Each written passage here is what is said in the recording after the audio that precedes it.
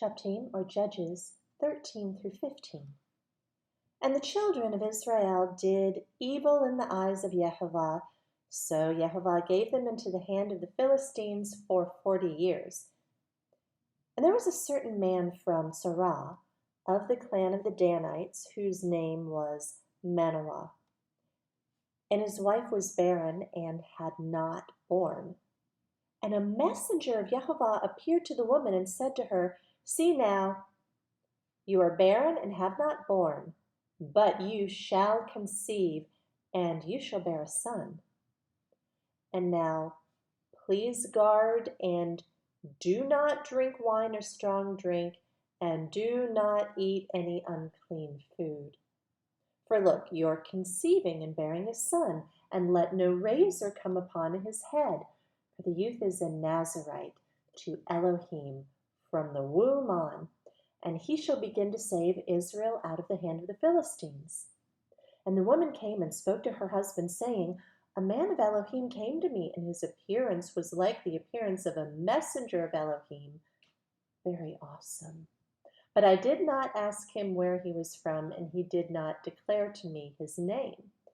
And he said to me, See, you are conceiving and bearing a son, and now drink no wine or strong drink, nor eat any unclean food, for the youth is a Nazarite to Elohim from the womb to the day of his death. And Manoah prayed to Jehovah and said, O Jehovah, please let the man of Elohim whom you sent come to us again and teach us what to do for the youth who is to be born. And Elohim listened to the voice of Manoah, and the messenger of Elohim came to the woman again as she was sitting in the field, but Manoah, her husband, was not with her. And the woman ran hurriedly and informed her husband and said to him, See, he appeared to me, the man who came to me the other day.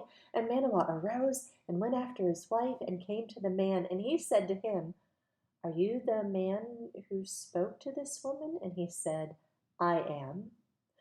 And Manoah said, Now let your words come true. What is to be the rule for the youth's life and his work? And the messenger of Jehovah said to Manoah, Let the woman guard all that I said to her. Let her not eat any food that comes from the vine, neither let her drink wine or strong drink or eat any unclean food.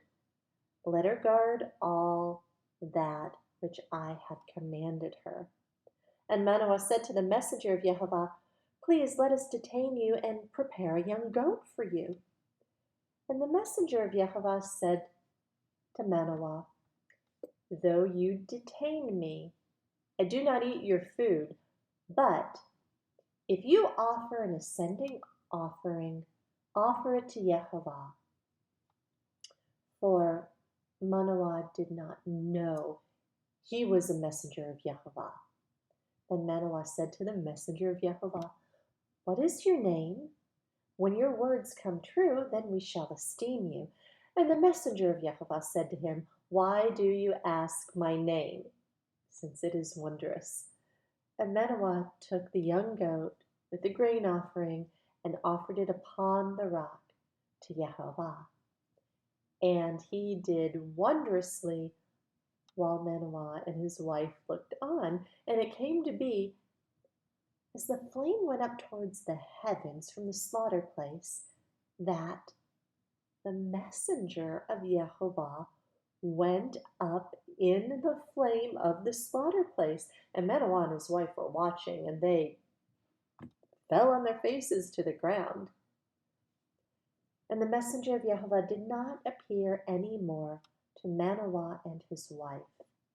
Then Manoah knew that he was a messenger of Jehovah.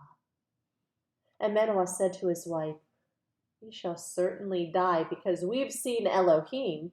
But his wife said to him, If Jehovah had been pleased to put us to death, he would not have accepted an ascending offering and a grain offering from our hands. Nor would he have shown us all this, nor would he have let us hear the like of this. So the woman bore a son, and called his name Shimshon. And the child grew, and Yehovah blessed him.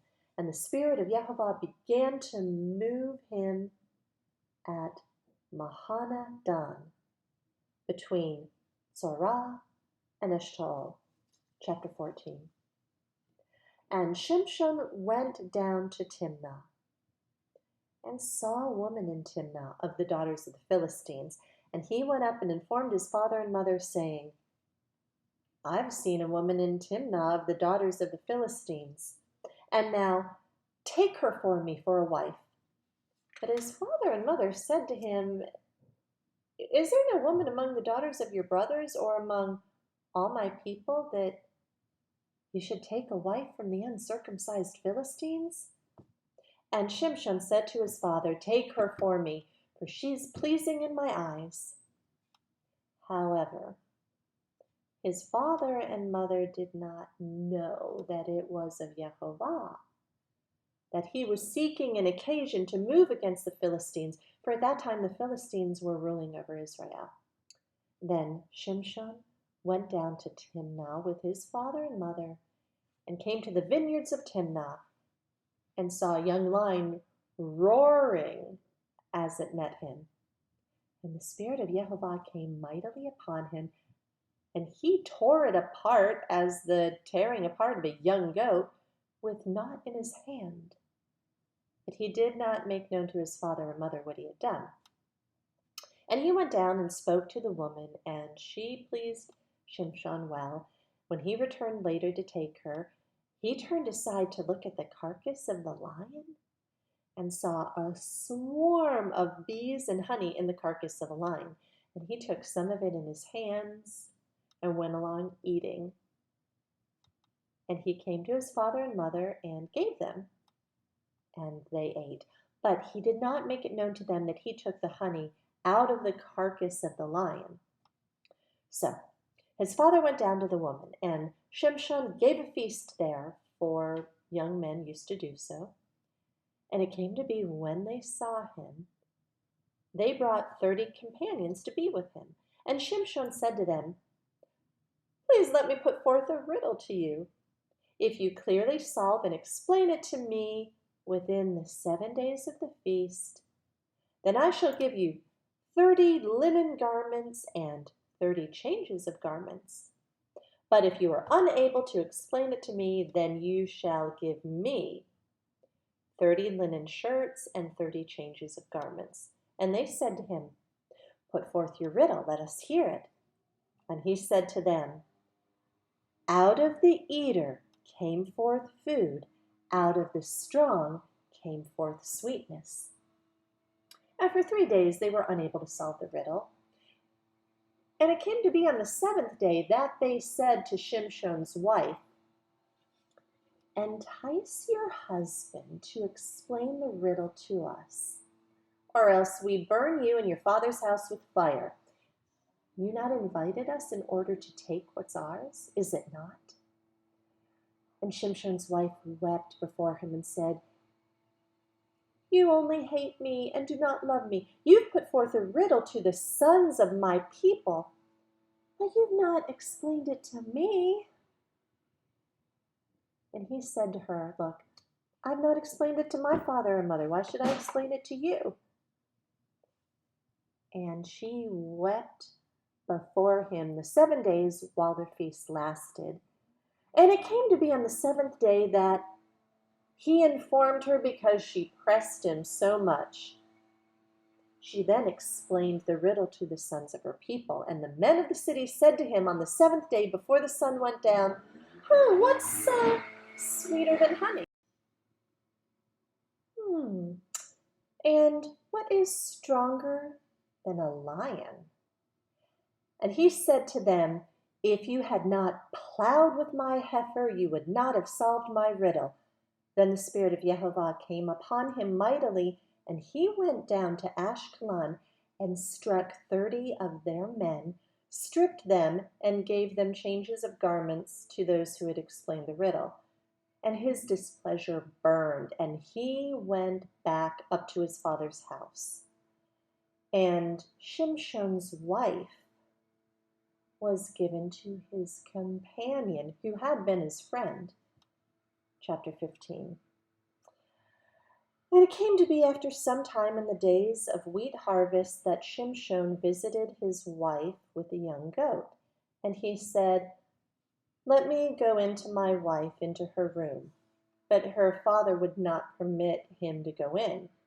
And her father said, "Indeed, I thought that you hated her so intensely, so I gave her to your companion. Is not her younger sister better than she? Please take her instead." And Shimshon said to them, "This time I am blameless regarding the Philistines if I do evil to them."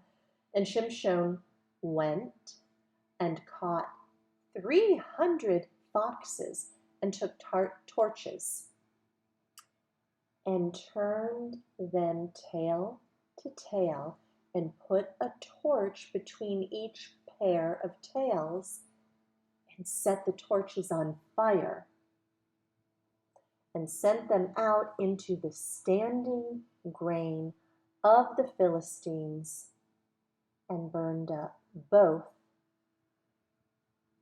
the shocks and the standing grain, even the vineyards and olive trees. And the Philistines said, "Who did this?" And they answered, "Shimshon, the son-in-law of the Timnite, because he took away his wife and gave her to his companion." Then the Philistines went up and burned her and her father with fire. And Shimshon said to them, "Though you do this, yet I shall be avenged on you. And after that I cease." And he struck them, hip and thigh, a great slaughter, and went down and dwelt in the cleft of the rock of Etam.